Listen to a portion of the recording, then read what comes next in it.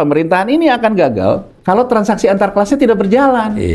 Orang yang sekarang punya kelebihan likuiditas dan dapat keuntungan dari kondisi krisis ini dipakai belanja. Kalau ini dibelanjakan, maka sebetulnya krisis bisa dicegah. Kenapa teori Purbaya, teori BI, M0 ini Mas Awalil memang nggak punya tabungan, mengandalkan hidupnya dari transaksi satu kelas di atasnya.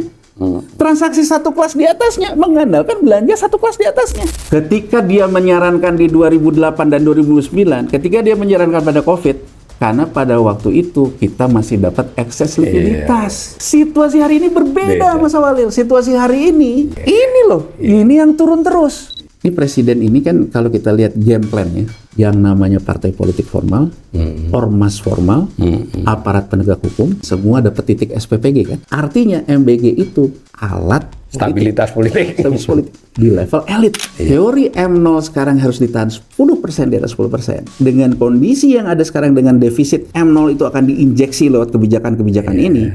Kuncinya hanya satu. Pemerintah berhasil melakukan front loading dan itu harus datangnya dari luar negeri.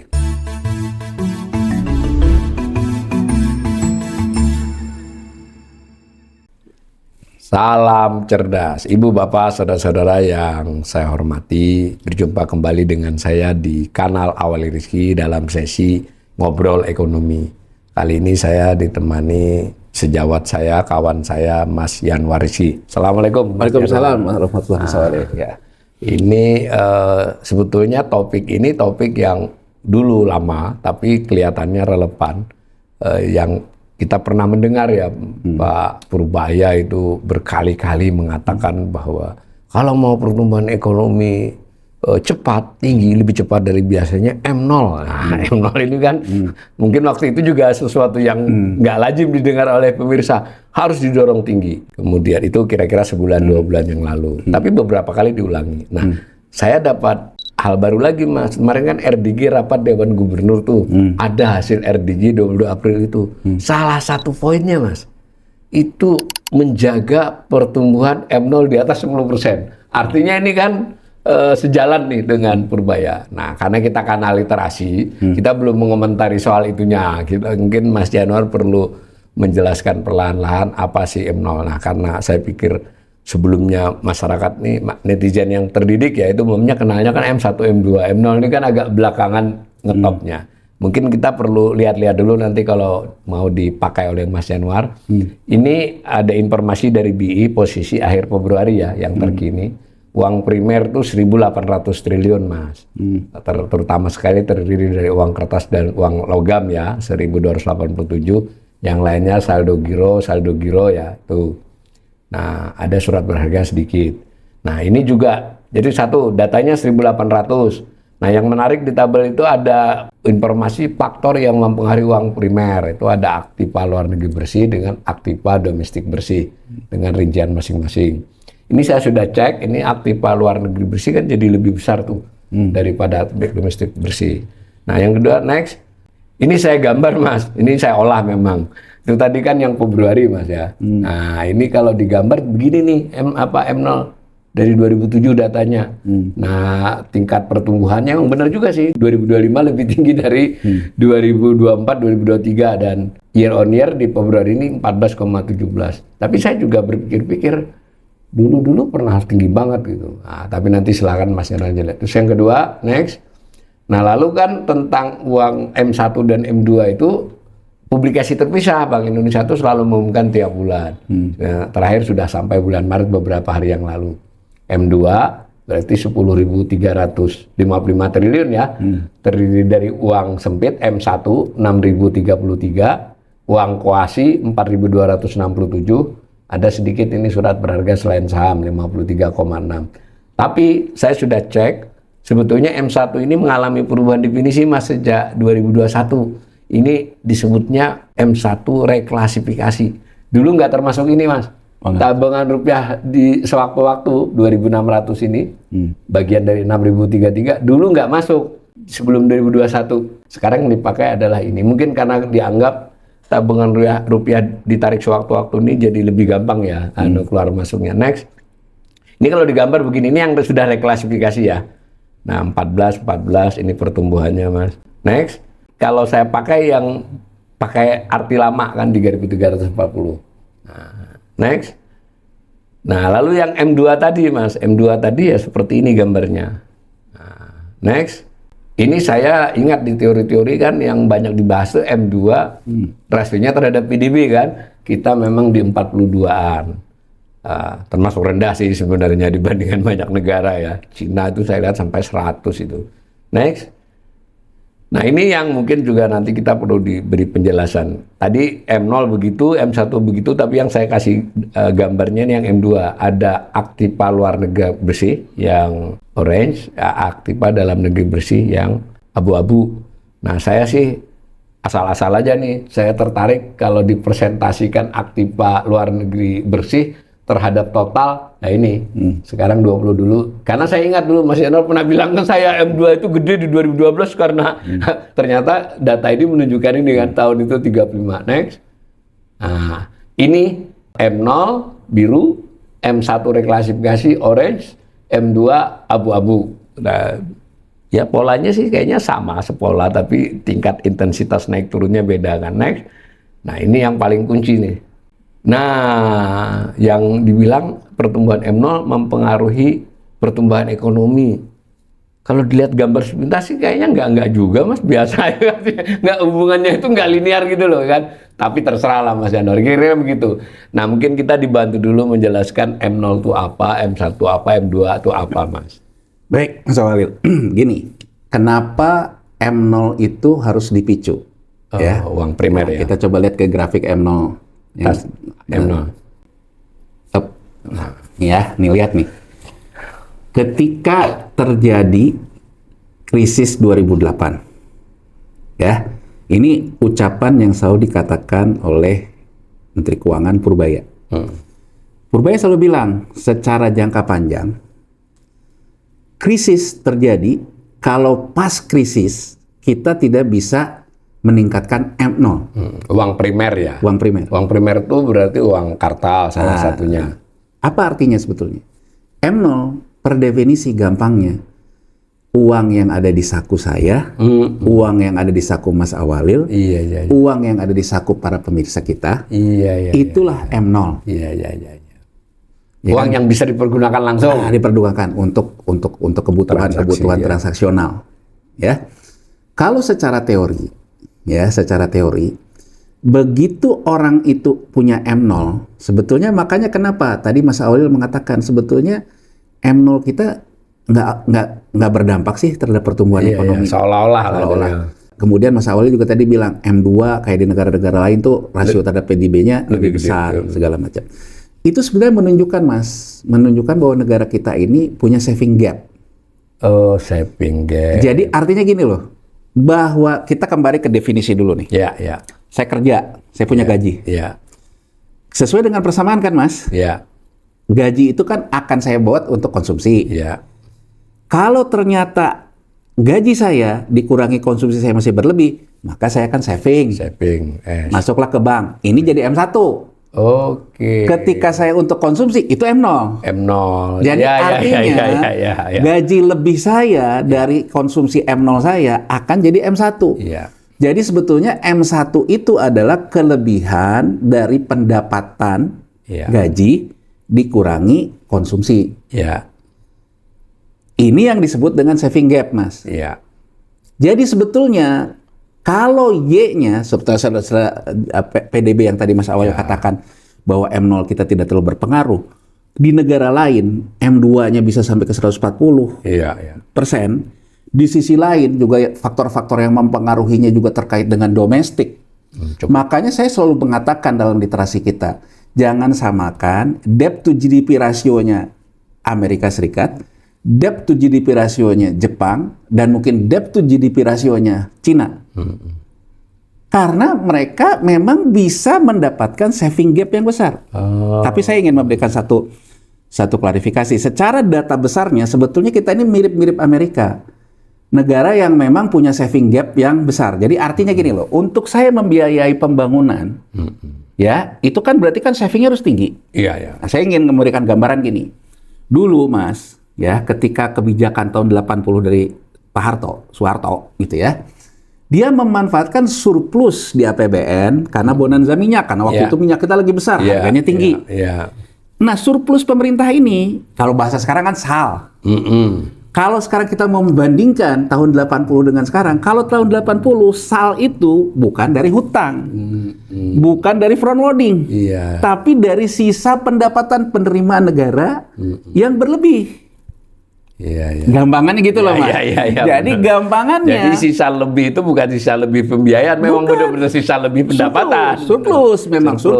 Ini juga sebetulnya artinya surplus pemerintah itu akan menambah M1 di tabungan pemerintah di Bank Indonesia. Ya sama juga kayak karena sama kan kalau M1 itu ya masyarakat, ya pemerintah, ya korporasi. Tabungan kan. Kata. Ini kan ketika dia ada dalam sistem perbankan. Makanya dulu kita ingat, Mas, di zaman Orde Baru ada istilah Tabanas, Tabungan Pembangunan Nasional. Karena akhirnya bank menjadi tumpuan untuk proses pembangunan dengan kreditnya, intermediasi. Nah, artinya intermediasi itu kalau yang sehat, Mas, memang ditentukan juga karena dia ada kelebihan dari M0, dari uang primer. M0 yang bisa berlebih apa? Kalau dia punya pendapatan. Gitu loh, Mas, kalau dia punya pendapatan. Nah, sekarang kita lihat negara kayak Cina, kayak Amerika Serikat, kayak Jepang yang punya debt to GDP rasionya besar. Tapi rasio M2-nya uang beredar luas terhadap GDP-nya juga gede. Artinya apa? Fungsi leveraging yang dilakukan oleh M1 yang untuk berputar menjadi transaksi yang lebih luas. M1-nya tuh punya kekuatan gitu loh, Mas Walil. Punya fundamental punya fundamental sehingga kita bisa mengatakan debt to GDP rasio dia besar betul, tapi bahwa dia juga memang tumpuannya dari pendapatan masyarakatnya yang berlebih yang ditabungkan jadi M1 M1 jadi M2 makanya debt to GDP rasionya juga sebesar itu. Ya dia memang kalau sekarang saya mau pakai bahasa fundamental, ini yang disebut fundamental. Kita termasuk rendah banget loh, Mas, 42 itu. Itu artinya, Mas, leveraging kita tuh hanya bisa sampai ke 42%-an. Nah, terus kalau kita lihat, Mas, kalau kita lihat strukturnya nih, coba lihat nih ya, di sini. Kita lihat nih, 2008. Ya. Terjadi krisis. Naik 28%. 28% M0-nya. Coba kita lihat yang M1-nya. Nih lihat. Begitu di 2008, M1-nya tuh jatuh. Artinya apa? Makan tabungan. Yang tadi makan tabungan. Jadi artinya gitu loh, Mas. Artinya sebetulnya ketika M1 itu ditarik, sebetulnya karena respon terhadap inflasi yang meningkat. Di 2008 akhir itu ya terasa ya. Dua kemungkinan, Mas. Satu, inflasi meningkat. Tapi suku bunga, kan gini, kalau kata Keynes, agar tidak terjadi crowding out di perbankan. Jadi gini loh, untuk stabilitas kan gini, kalau Keynesian itu peran negara, Mas. Peran negara itu kan perannya itu lebih kepada intermediasi perbankan. Jadi kalau sekarang, untuk memudahkan kita memahami, selalu ngomong likuiditas itu untuk mengenjot kredit. Makanya beberapa orang mengatakan Purbaya Keynesian. Karena itu Keynesian. Tapi di satu sisi, Purbaya selalu bilang, Bank Indonesia jangan naikin bunga, dicekek kayak gitu. Orang bilang, loh kalau itu Milton Friedman yang kontra terhadap Keynesian. Jadi sebetulnya kalau berdasarkan landasan teori, Purbaya ini memang mixing. Nyampur lah. Nyampur, di satu sisi ngomong Keynesian, tapi di sisi lain ngomong likuiditas. Misal ya, kayak sekarang dia ngomong, IHSG itu bisa sampai ke 28.000. Jelas, dia bukan Keynesian. Artinya, Purbaya mensokong yang namanya masyarakat untuk mengkompensasi kenaikan inflasi dan kebutuhan cash flow-nya dengan goreng-menggoreng. Di sisi lain, dia selalu mengkritik goreng-menggoreng. Karena untuk tinggi itu harus goreng-menggoreng dong, nggak bisa normal. Jadi saya ingin mengatakan, Mas, kalau di Amerika Serikat, ya, bahwa terjadi memang saving gap-nya juga, ya, bahwa antara tabungan ya dengan pendapatan, tapi seperti yang kita bahas, Mas, karena ternyata tidak terlalu akurat lagi untuk melihat data perbankan di Amerika Serikat karena peralihan. Oh iya. Nah, yang tadinya tuh kalau dia punya uang lebih Ke bank, dia beralih ke hedge fund. lembaga keuangan non-bank. Lembaga keuangan non-bank. Iya. Jadi kita harus baca ini. Iya. Nah, sekarang kalau di Indonesia, orang selalu bilang ke saya, misalnya saya beberapa kali diskusi dengan ya walaupun saya udah lama ya nggak diundang oleh otoritas moneter ya. Tapi dulu Mas, ketika misalnya krisis 2008 ya, kemudian ada tapering off di 2012 gitu ya, kemudian juga pas 2016 saya masih beberapa kali lah diundang diskusi kondisi market ya oleh Dewan Gubernur. Saya selalu dikatakan gitu bahwa kalau persoalannya saving gap nggak hanya kita, saving gap itu juga terjadi di Amerika Serikat. Tapi saya selalu mengatakan Amerika Serikat saving gap-nya itu karena dia non-banking institution-nya yang besar. Kita gitu belum sebesar itu ya. Kita kan enggak. Masih di bank lah yang masih paling di bank. banyak. Jadi saya ingin mengatakan dari angka ini, Mas. Iya. Kita ngomong 2008. Ya 2008 tadi M0-nya turun, otomatis M1-nya turun, M2-nya turun. Enggak, tadi kan di 2008-nya. Ini nih, Mas, di 2009-nya. 2009-nya naik. M0-nya naik kan? Naik. Tapi itu impact dari 2008 M1-nya turun. Jadi saya ingin mengatakan. Low base effect ya. Saya ingin mengatakan, Mas, bahwa sebetulnya terjadilah fenomena makan tabungan. Ya, ini terjadi ya di 2008 akhir 2009 ini. Kalau M1-nya turun, kemampuan, tadi kan kita ada data, M2 itu memasukkan faktor M1. Betul. Berarti faktor likuiditas yang lebih luas juga akan berkurang. Karena likuiditas yang lebih luas M1, Mas. Jadi benar juga nih si Purbaya mengatakan M0 ini kuncinya benar ya. Betul, tapi saya ingin membandingkan dulu perbedaan kita dengan negara maju. Ya. Jadi kenapa negara maju itu, gitu loh Mas, teori likuiditas itu bisa berjalan, karena teori likuiditas itu mengandalkan M2. Kalau Keynesian, teorinya M1. Oke. M1 yang jadi tumpuan. Jadi tumpuan. Nah, di mana paradoksnya kita? Iya. Gitu loh Mas. Paradoksnya kita artinya sebetulnya, ya, Purbaya mengatakan, uang terus keluar dari bank agar M0-nya naik. Iya. Nggak dikekepi bank. Nggak dikekepi bank. Agar tidak jadi krisis. Artinya gini Mas Walil. Yang dibutuhkan ini, anggap saja, saya ini orang yang memang punya tabungan. Iya. Tapi, karena saya itu takut terhadap ketidakpastian, saya menahan belanja. Iya. Maka, M0 saya juga akan berkurang. Iya. Saya biarin di bank dulu untuk kemudian hari. Saya ingin secara pelan-pelan, di mana sebetulnya pemikiran Purbaya mengkritik tentang cekek-mencekek. Iya. Nih, kalau sekarang kita pakai Keynesian, ekonomi penuh ketidakpastian, ada inflasi. Kata Keynes, naikin suku bunga. Karena kalau nggak naikin suku bunga, akan spekulasi berlebihan. Iya. Tapi menurut Milton Friedman, dengan teori likuiditasnya, nggak usah. Karena kalau misalnya ditahan oleh perbankan, biaya modal juga naik. Alih-alih ingin memulihkan ekonomi, biaya kreditnya naik. Iya. Menurut Milton Friedman, inflasi itu adalah masalah jangka pendek. Maka untuk kompensasinya tidak harus pakai suku bunga perbankan. Tapi dia bilang utilitasi aset keuangan. Kurang lebihnya Mas Awalil, kurang lebihnya nih. Artinya kalau sekarang saya kelompok kelas menengah atas, ya konsumsinya kan beda sama yang di bawah. Saya mengalami inflasi susu anak saya misalnya. Susu anak saya impor, rupiahnya melemah.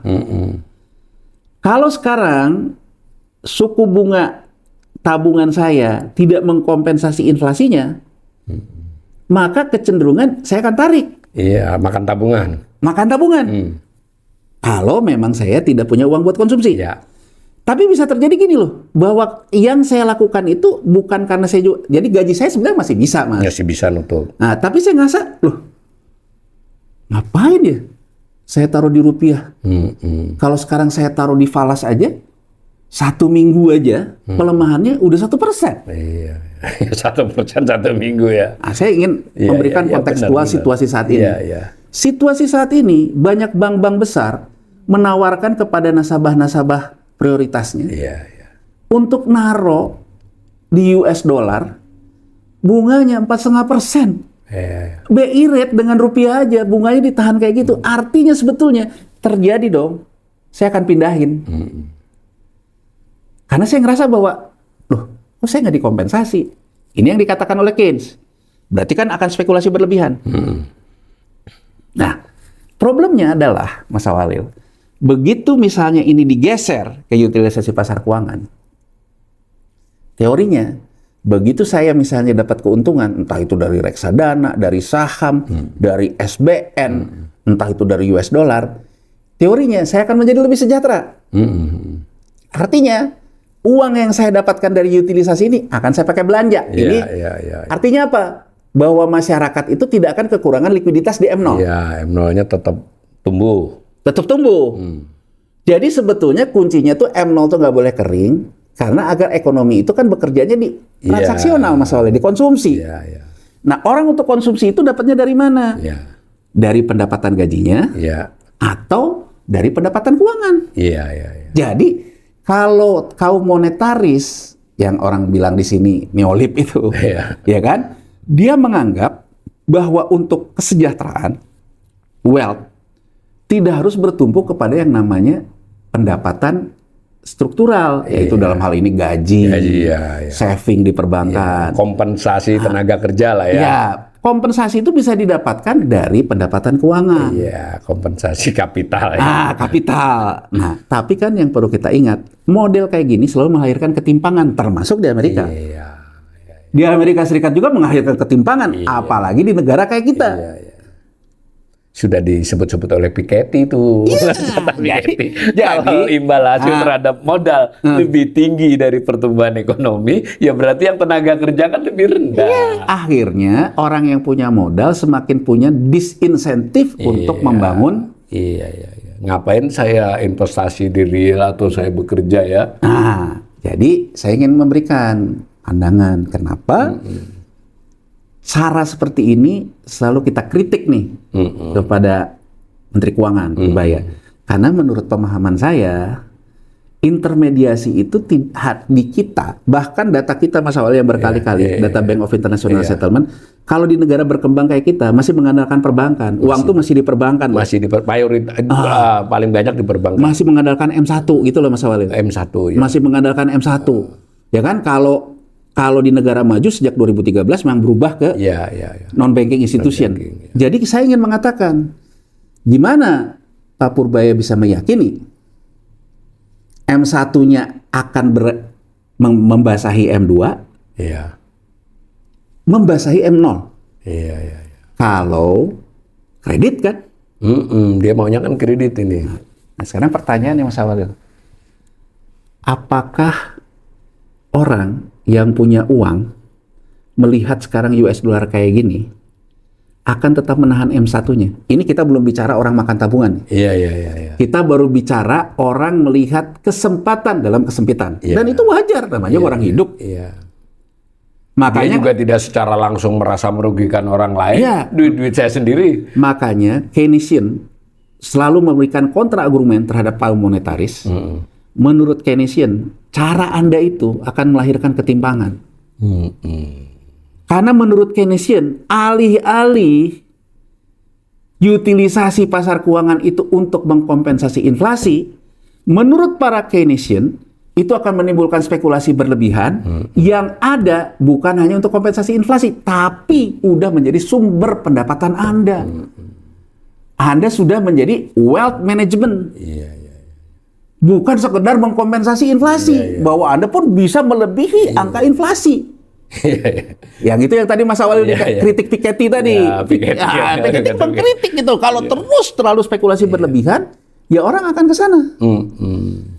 Problemnya adalah apa Mas Awalil? Begitu dia dapat kelebihan dari sini, tidak dipakai belanja. Ini satu soal lagi nih. Satu soal lagi. Jadi artinya di sini tidak dipakai belanja nih. Pakai lagi untuk masuk lagi ke emas. Keuangan Kan gampangnya gini loh Mas Awalil. Kalau sekarang saya apa aja orang kaya gitu ya kan? Saya dapat nih selisih dari saya pindahin deh rupiah saya ke US dollar. Ya kan? Kemudian saya lihat gitu, ini kayaknya menarik juga nih emas nih. Saya masuk ke emas.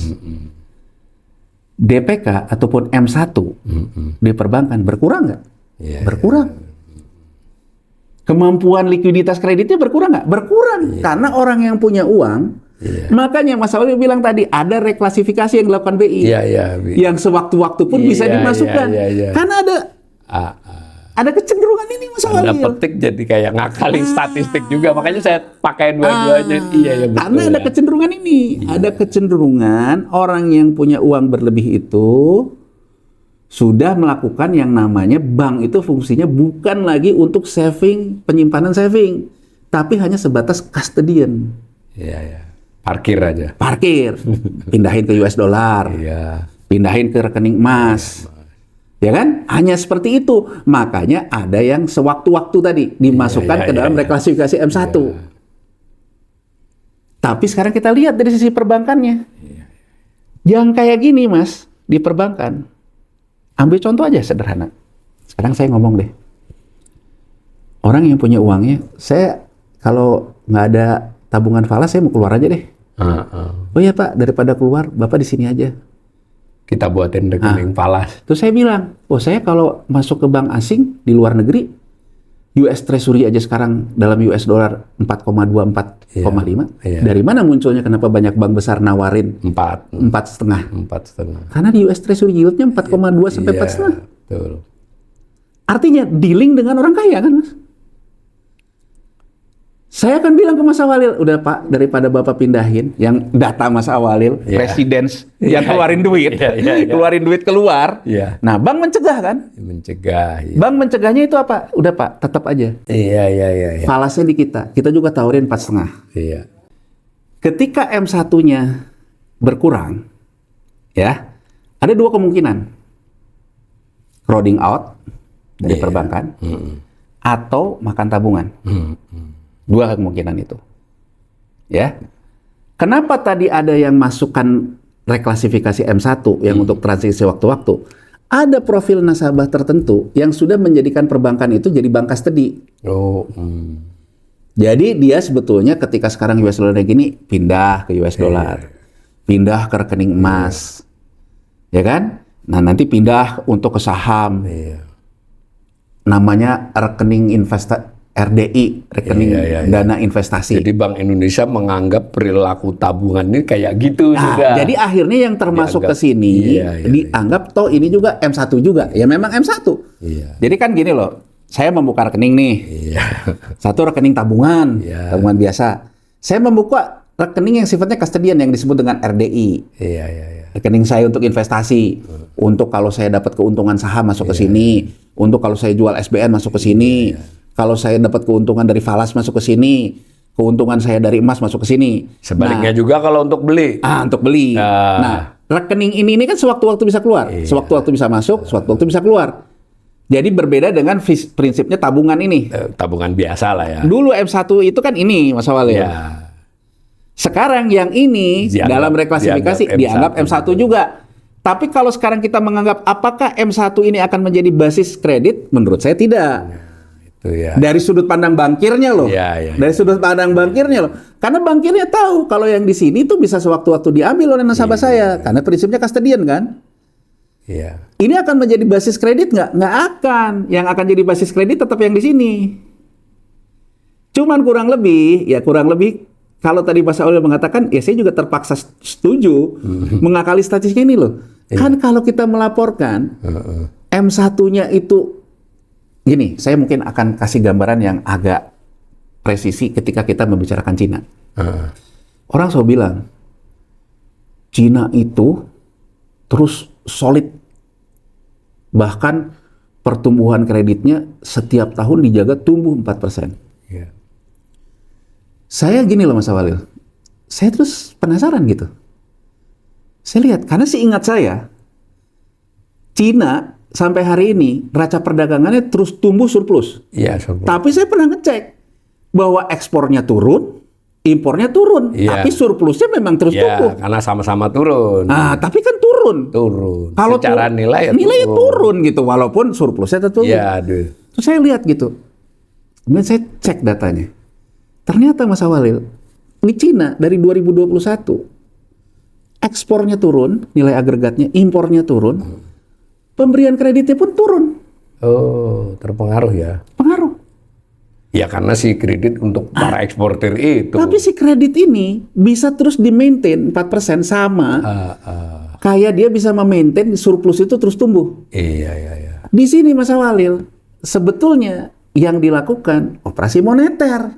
Iya. Cuman kan karena dia negara devisa kontrol, dia kan tetap akan mengatur. Kan gini loh, saya kasih gambaran yang kecilan. Bisa kontrol tuh kunci tuh. Kunci nih, ekspor turun, impor turun.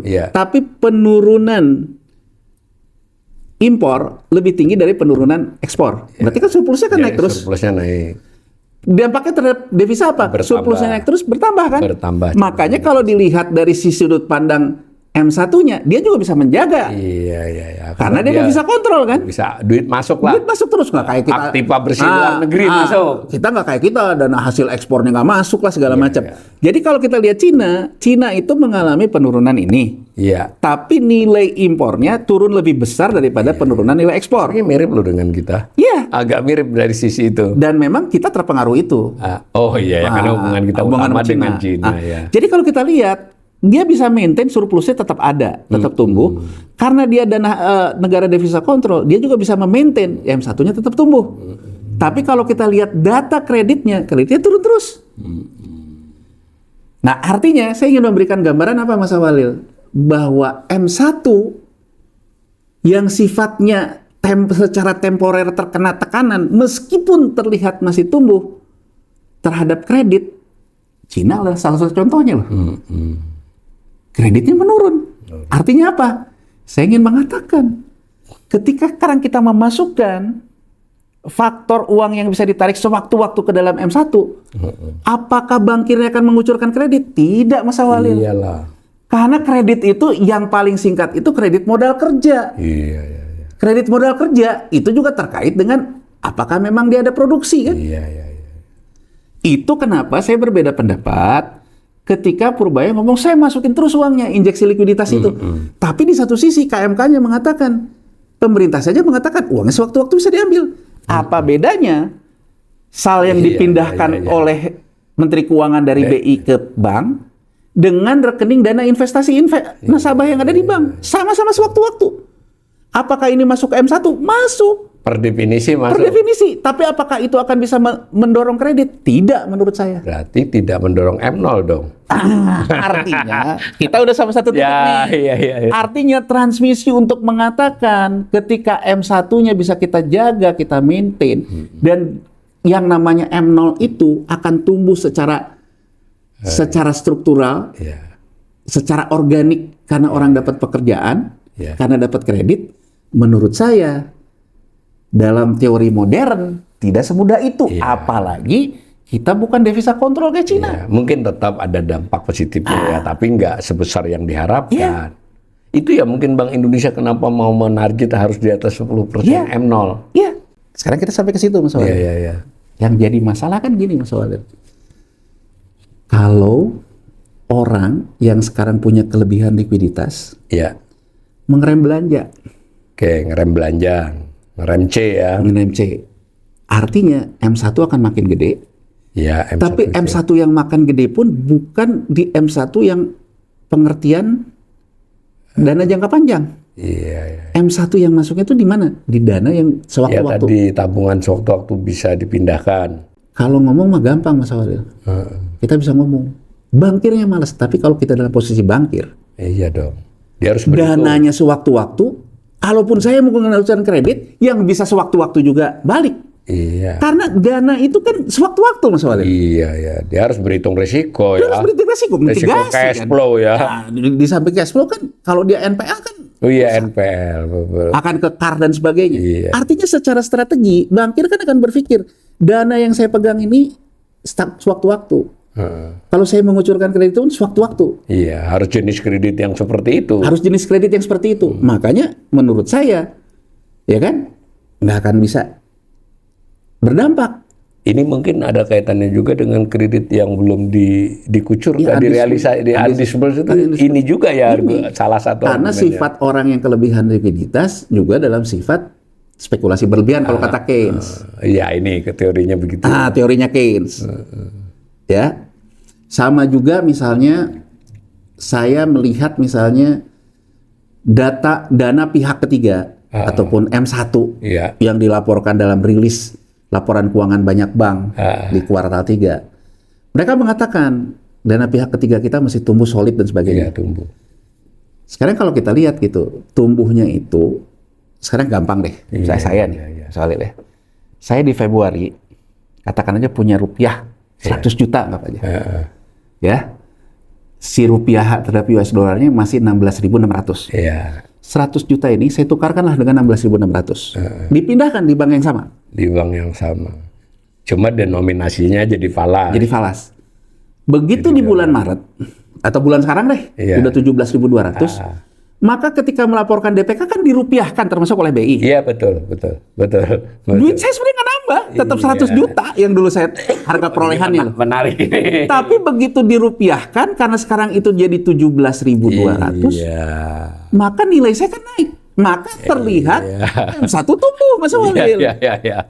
Wah ini baru. Iya betul. Berarti kan terlihat bahwa M1 tumbuh. Saya potong dikit Mas. Secara perbankan sampai triwulan 1 ini DPK tuh tumbuh sampai 11%. 10% lah rata-rata. Itu ya salah satu sebabnya ya. Sekarang kalau kita hitung aja Mas Walil, berapa pelemahan nilai tukar kita year to year-nya, year to date-nya. Iya. Itu segituan. Ya benar. Artinya ada dampak itulah. Nah sekarang apa yang BI inginkan? M0 harus tumbuh di atas 10%. Artinya gini loh Mas Walil. Karena hitungan BI, M1-nya tumbuh 11 gitu loh Mas Walil. Artinya, kalau berdasarkan kembali lagi ke Keynesian, berarti kan Anda mendapatkan kompensasi yang inflasinya cuma berapa kata BI 4%, tapi Anda dapat 11. Yang BI inginkan itu apa? 11 yang Anda peroleh dalam gain itu, entah itu karena selisih nilai tukar, entah itu karena emas, entah karena apa, kamu belanjain dong. Itu yang selalu saya katakan Mas Walil, pemerintahan ini akan gagal kalau transaksi antar kelasnya tidak berjalan. Iya, itu ya sebenarnya. Jadi kalau kita baca dari sini Mas Walil, ujung-ujungnya itu sebetulnya pragmatisme. Mau menyalurkan kredit ke M0, transmisinya akan susah. Karena uang ini sifatnya ini. Sekarang itu sebetulnya ingin mendorong orang yang sekarang punya kelebihan likuiditas dan dapat keuntungan dari kondisi krisis ini, uang yang diuntungkan itu sesuai dengan yang dikatakan Keynes, dipakai belanja. Diambillah, dibelanjakan. Kalau ini dibelanjakan, maka sebetulnya krisis bisa dicegah. Kenapa? Simple masalahnya. Sekarang orang yang kita lihat tadi, saya ngambil bukan karena saya recording out, emang saya udah nggak punya duit, di PHK. Makan tabung. Iya. Di PHK. Saya makan nih tabungan saya. Jadi turunnya si M1 itu bukan karena dipindahkan ke rekening sewaktu-waktu, bukan. Memang diambil oleh deposannya untuk membiayai konsumsinya. Jadi yang tadinya C udah punya S ini, S dikurangin untuk membiayai C. Untuk masyarakat kelompok relatif menengah bawah ke bawah lah. Ini kan akan keluar. Artinya kalau ini masih sesuai dengan harapan tadi. Orang nggak menahan duitnya di bank, tapi dipakai belanja. Masih ada manfaatnya lah. Yang ini dipakai belanja. Nah sekarang Mas Walil, kan kalau sekarang, kan gini, orang misalnya makan di hotel bintang 5. Nasabahnya siapa sih? Nasabahnya kelas atas. Ya. Di hotel bintang 5 itu, ada waiters. Kalau yang kelas atasnya masih belanja, makan di hotel bintang 5, waiters ini juga gajinya nggak terganggu. Waiters ini keluarlah di hotel itu, makan gorengan, makan warteg. Kan itu transmisi ekonominya Mas Walil. Antar kelasnya itu di situ. Antar kelasnya itu kan di situ. Sekarang bayangin Mas Walil, kalau yang ini udah mengurangi makan di hotel, si waitersnya mulai dikurangin lah gajinya. Makan di PHK sebagian. Bahkan di PHK sebagian. Yang ini nggak belanja ke yang warteg. Dia masih bisa ngambil tabungan. Yang ini nggak punya tabungan. Yang warteg yang ini ya. Jadi kenapa teori Purbaya, teori BI, M0 ini Mas Walil? Maksudnya ya. Ini karena yang ini memang nggak punya tabungan. Mengandalkan hidupnya dari transaksi satu kelas di atasnya. Transaksi satu kelas di atasnya mengandalkan belanja satu kelas di atasnya. Emang ekonomi dinamikanya begitu kok ya. Dinamikanya gitu. Jadi kenapa sekarang selalu ngotot tentang M0? Ini. Iya. Karena begitu M0-nya nggak mengalir lagi ke sini, Mas Awalil, yang betul-betul tidak punya tabungan, nggak dapat apa-apa. Nggak dapat apa-apa. Coba diatasi oleh pemerintah dengan diberikan bansos, BLT dan sebagainya. Tapi kan yang tercover yang mana, Mas Awalil? Ada yang tidak tercover kan? Malah keluhannya yang menengah bawah nggak ke-cover, yang cover cuma yang miskin. Dari penjelasan yang ya agak panjang lebar ini, saya ingin menggambarkan M0 itu artinya apa? M0 itu artinya kalau sehat walafiat, saya dapat dari gaji saya. Ya. Ya kan? Kalau saya agak sakit batuk-batukan, alhamdulillah saya masih punya tabungan. Ambil. Kalau saya misalnya diuntungkan oleh krisis, ya saya ngambillah dari keuntungan saya. Belanja lebih banyak. Ya kan? Yang sekarang di sini yang punya gaji, yang makan tabungan, konsumsinya ke bawahnya. Ini sama sekali tidak punya M1.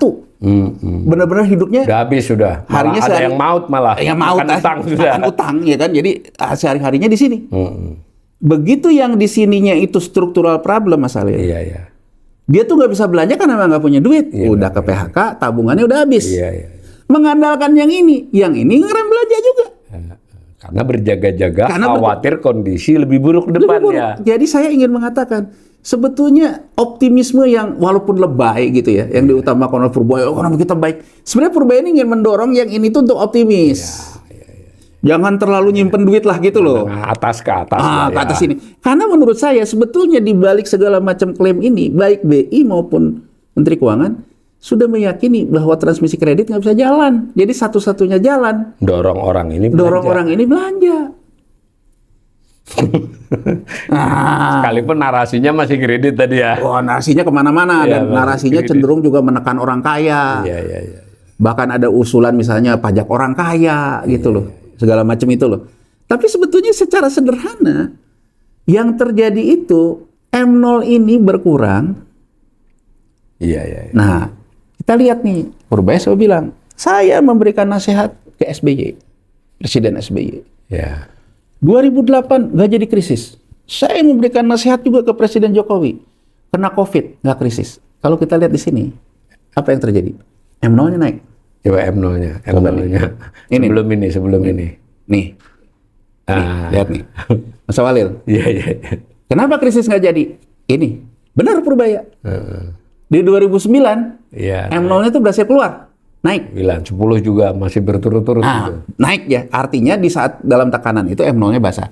2022, 2021, naik. Juga, ya. Coba data ke yang aktiva luar negeri itu. Paling bawah, paling belakang. Nih, Mas Awalil. Saya ingin memberikan gambaran di sini. Ya. Iya.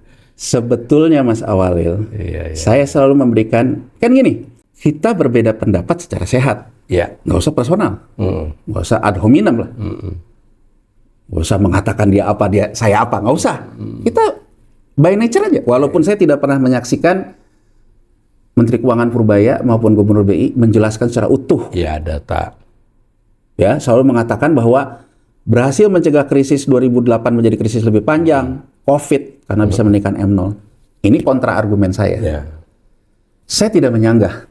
Kuncinya emang M0. Emang 0. Pada tahun sesuai data kita tadi ya. Tapi saya membantah apa yang selalu dikatakan oleh Gubernur BI Pak Peri, apa yang selalu dikatakan oleh Menteri Keuangan Purbaya, seolah-olah itu transmisi yang sehat dari M1. M1-nya itu sehat gitu loh Mas Awalil. Ya, terus orang belanja. Terus orang belanja, terus juga banknya bisa mengalurkan kredit. Ya. Menurut pendapat saya, karena M2-nya tetap tumbuh. M2-nya ya. M2 ini bisa tumbuh karena apa Mas Awalil? Kita lihat. Iya. Aktiva luar negeri bersihnya tumbuh. Makanya selalu saya bilang. Aktiva luar negeri berarti ada duit masuk. Ada duit masuk. Ya. Ada ekses berbagai instrumen ya. Ada ekses likuiditas. Mas Awalil, saya udah nyoba mencari ekses likuiditas secara long term. Long term. Jadi begitu yang namanya The Fed itu punya ekses likuiditas terhadap depositorinya, jadi terhadap tabungan Terhadap kewajiban moneternya di Fed lah ya. Terus ada ekses likuiditas, entah itu dengan bunga murah, entah itu dengan quantitative easing. Ternyata Mas Walil, saya coba lihat korelasi nih, elastisitas antara ekses likuiditas depository-nya kebijakan The Fed. Saya bandingkan dengan M1 kita. Ini hasilnya 0,99, hampir 1 Mas Walil. Sangat ini ya. Jadi saya ingin mengatakan loh, bahwa sebetulnya M1 kita ini sangat terpengaruh terhadap kebijakannya The Fed. Saya ingin memberikan gambaran, beberapa ekonom selalu mengatakan diferensiasi tingkat bunga antara The Fed dan BI. Karena kalau diferensiasinya semakin melebar, kita akan dapat duit. Kalau diferensiasinya menyempit, kita nggak dapat duit. Makanya kan menurut saya wajar saja sekarang rupiah tuh jatuh, karena kita semakin menyempit. Karena BI-nya dibuarkan populis kan, untuk tidak melebarkan dengan The Fed. Makanya yang terjadi, Bang malah nawarin sekarang kalau dalam US dollar sampai hampir sama rupiahnya BI gitu loh. Itu yang bisa menjelaskan loh Mas Walil. Jadi beberapa ekonom tuh mengatakan diferensiasi bunga, tapi saya ingin mengatakan bahwa memang pada dasarnya secara long term jangka panjang M1 kita itu elastisitasnya driver sangat tinggi. 0,99. Nah, terus sekarang saya lihat gitu. Oke. Orang yang punya duit di M1 yang bukan lagi dalam kapasitas berjaga makan tabungan, memang punya kelebihan likuiditas. Dia lebih memantau kebijakan The Fed daripada BI. Kurang lebih gitu loh. Iya. Terus orang bilang gitu, di mana transmisi The Fed masuk ke kita? Ya di M2. Iya. Jadi sebetulnya gitu ya. Oh nanti orang bilang, wah Yanwar ngaco. Iya. Gimana? Sekarang agak seret ya. Sekarang. Tapi saya ingin menggambarkan gitu. Saya akan langsung ingin menjawab orang yang mungkin juga akan menyanggah saya. Orang bilang, oh itu Yanwar ngaco. Masa data M1 kita dibandingin sama Amerika yang tidak ada kaitannya. Saya menjelaskan di sini. Ekses likuiditas itu masuknya lewat aktiva luar negeri bersih. Iya, aktiva luar negeri bersih. Artinya berenteng M2 ke M1, M0 ya. Jadi artinya kalau tadi kita bilang M1 itu datangnya dari kelebihan sisa konsumsi M0, ada juga loh M1 yang datangnya itu dari luar, dari eksternal. Di sini perbedaan pendapat saya dengan Purbaya dengan Perry.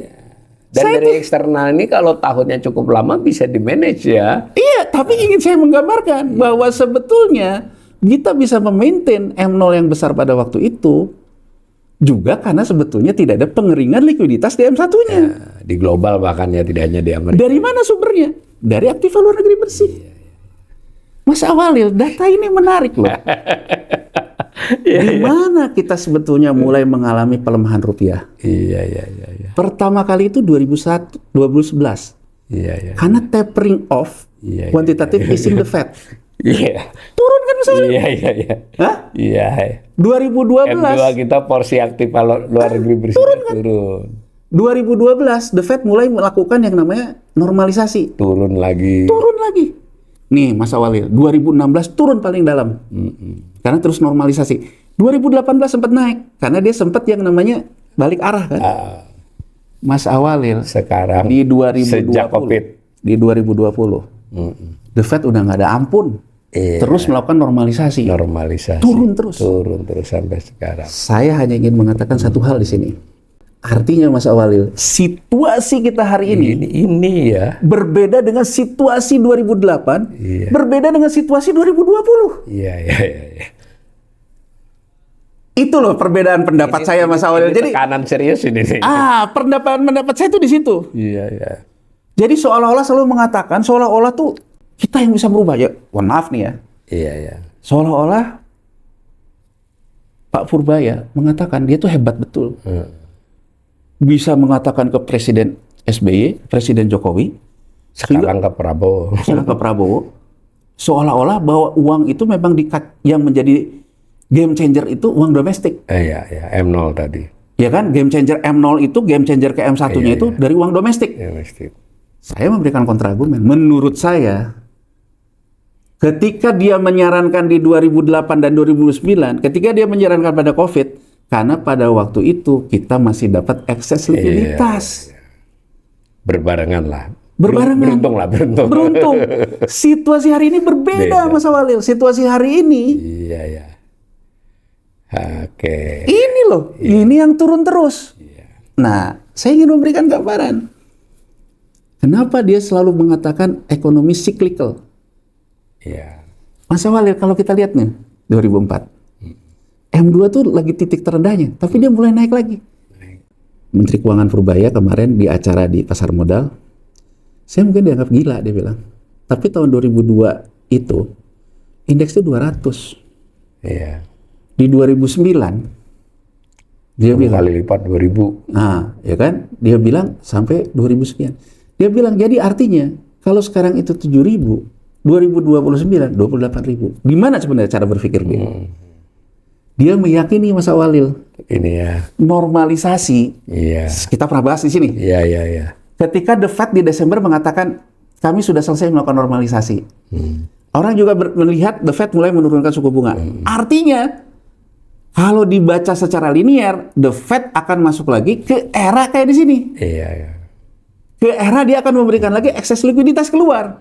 Jadi dasar berpikir beliau sebetulnya menurut saya sebetulnya reading the wave. Jadi dia sebetulnya Melihat gelombang. melihat gelombang, Pengen menumpanginya. menumpanginya, dan seolah-olah kalau itu kejadian betul-betul saya yang hebat gitu loh. Padahal belum tentu loh. Karena The Fed sudah menunda penurunan suku bunganya. Artinya apa? Di sini juga saya ingin memberikan pendapat. Ya. 2008, 2020, geopolitiknya belum sekeras ini. Ya. Mungkin saja sih ya terjadi ya. Mungkin terjadi rebound ini mungkin. Tapi kalau saya, Mas Awalil, saya merasa bahwa ini memang, kalau saya lihat testimoninya Kevin Warsh ya, calon pengganti Chair the Fed, dia jelas-jelas mengatakan di Kongres, Iya. ruang penurunan suku bunga akan ditentukan seberapa juga nanti rata-rata harga minyak. Satu. Oh, jadi sudah dikunci juga ya. Makanya Mas Awalil sekarang banyak analis, termasuk kita, ada 3 skenario nih artinya. Setelah Mei itu, apakah harga minyak akan kembali di bawah 70? Apakah harga minyak akan 80-90? Apakah 100? Jadi saya lihat, Mas Awalil, di banyak outlook yang dikeluarkan oleh ekonom-ekonom dan analis-analis di Amerika Serikat, ini skenarionya. Jadi nggak ada yang buat skenario itu di atas 100. Makanya saya selalu bilang nih, kenapa Menteri Keuangan juga selalu bilang paling 100, karena memang masuk akal sih ya. Banyak outlook yang dikeluarkan oleh analis dan ekonom di Amerika Serikat sendiri, 3 skenario. Below 70, antara 80-90, 100. Ya, rata-rata sampai 100 saja ya. Kalau below 70, maka ini bisa terjadi. Karena Fed rate akan turun cepat. Quantitative easing mungkin terjadi. Dilakukan. Tapi 80-90, menurut saya enggak. Mereka akan landai aja. Akan landai. Dia juga akan yang sekarang aja. Kalau 100 akan lebih berat. Akan lebih berat. Terus saya lihat Kevin Warsh bilang, kalaupun nanti ada ruang The Fed menurunkan suku bunga, kita tidak akan mengulang kebijakan 2008. Artinya, dia tidak QE seperti tidak QE.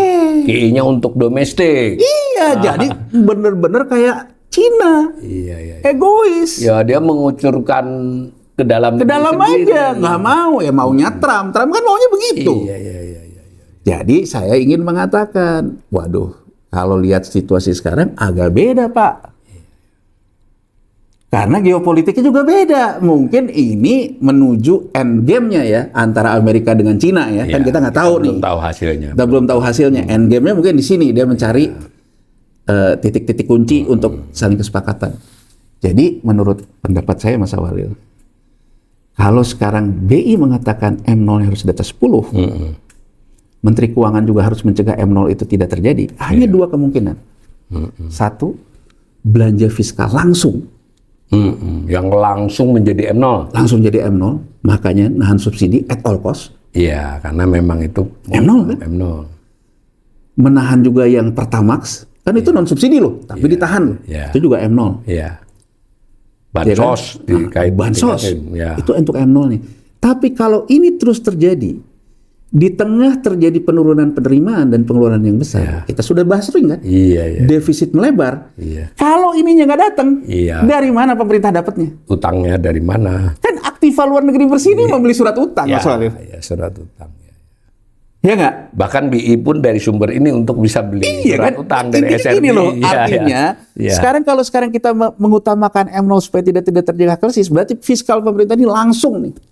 Langsung ke M0, menahan subsidi, menawar pokoknya segala harus menjaga daya beli masyarakat supaya M0 tidak menurun. Artinya defisitnya naik, defisit naik harus utang kan? Artinya harus ada yang beli surat utang. Game ini hanya bisa terjadi kalau repeat pattern terjadi, aktiva luar negeri bersihnya naik. Makanya nggak heran kan, pergi ke BlackRock lah, pergi ke Jepang lah, menerbitkan obligasi global yang lebih banyak dari sebelum-sebelumnya. Itu kan nggak heran. Tapi sebetulnya ya memang secara teknis benar juga ya. Benar. Walaupun kalau kita lihat kan sebetulnya kan gini loh. Ya kan sebenarnya kan kurangin aja dong MBG-nya. Tapi kan gini loh Mas Walil. Kalau saya ngelihatnya Mas Walil. Ini presiden ini kan kalau kita lihat game plan-nya. Saya itu harus menahan stabilitas politik di level elit. Tidak hanya ekonomi pertimbangannya. Stabilitas politik di level elit. Yang namanya partai politik formal, ormas formal, aparat penegak hukum, kita nggak usah basa-basi deh, semua dapat titik SPPG kan, artinya MBG itu alat stabilitas politik di level elit. Koperasi Merah Putih, alat stabilitas politik di level elit politik desa. Rencananya, perkara lapangannya bagaimana soal lain. Ketiga, di masyarakat kelas menengahnya, yang C-nya udah mulai tergerogoti itu, subsidi ditahan. Bahkan yang non subsidi pun ditahan. Nanti listrik ditahan. Supaya mereka beli Pertamax jangan mahal-mahal. Tapi ini semua akan berimplikasi kepada pelebaran defisit. Fiskal. Game ini akan baik-baik saja kalau aktiva luar negeri bersihnya naik lagi. Kalau ada yang mengutangi masih. Ada yang mengutangi. Jadi saya ingin mengatakan teori M0 sekarang harus ditahan 10% di atas 10%. Dengan kondisi yang ada sekarang dengan defisit M0 itu akan diinjeksi lewat kebijakan-kebijakan ini. Suka tidak suka, kuncinya hanya satu. Pemerintah berhasil melakukan front loading. Ngutang duluan. Dan itu harus datangnya dari luar negeri. Dari luar negeri. Jadi kalau saya dikatakan, karena learning lesson-nya gitu. Di 2009, di 2020, karena aktiva luar negeri bersihnya. Gitu ya. Jadi ya menurut saya, tantangannya di situ. Bahwa M0 itu saya, Mas Awalil, Mas Tommy, gitu ya, Mas Damar, kan harus punya uang untuk beli gorengan. Itu M0. Sumbernya dari mana? Bisa dari gaji. Sumbernya bisa dari mana? Ya kalau nggak ada gaji tapi saya masih punya tabungan, makan tabungan. Tapi kan kita, kalau kita dapat gaji dari kelas di atasnya dong Mas Awalil.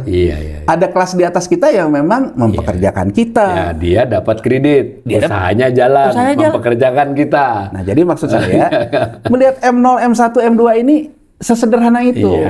Ini bagus ini. Jadi artinya kenapa negara kayak Jepang, kayak Amerika Serikat, kayak Cina itu dia bisa ini? Karena dia bisa mengeluarkan dependensi terhadap peningkatan M2-nya itu dari M1-nya. Sementara saya menggantikan argumen tadi, M1 kita sangat terpengaruh terhadap kebijakan ekses likuiditas. Begitu Mas Wali kurang lebih. Gitu ya, pemirsa, kita ini dapat penjelasan yang luar biasa menurut saya. Nanti mungkin di sesi-sesi berikutnya akan kita potong lebih ringkas-ringkas ya. Tapi mudah-mudahan pemaparan Mas Januar ini sekurang-kurangnya sudah membuat kita punya gambaran apa itu M0, apa itu M1, apa itu M2, dan yang lebih penting dalam konteks ekonomi Indonesia khususnya kekinian. Sekali lagi Mas Januar sudah mengatakan ini adalah sebuah pendapat. Kita tidak membantah ada pendapat lain. Tinggal dibandingkan antara, saya ingatkan sekali lagi Pak Purbaya sudah berulang-ulang menyebut M0 dan baru-baru ini Bank Indonesia juga ikut menyebut-nyebut. Mudah-mudahan penyampaian kita sama-sama sepakat di M0-nya. Cuman berbeda cara melihat dinamikanya dan kemungkinan yang terjadinya. Yang namanya kemungkinan belum tentu Mas Yanuar benar. Bisa jadi yang benar. Ya silakan pemirsa mengikuti terus kanal ini yang berusaha memberikan literasi dan memberikan gambaran beberapa pendapat terhadap banyak aspek ekonomi yang penting di negeri ini. Terima kasih. Sama-sama, Mas Adil. Ya.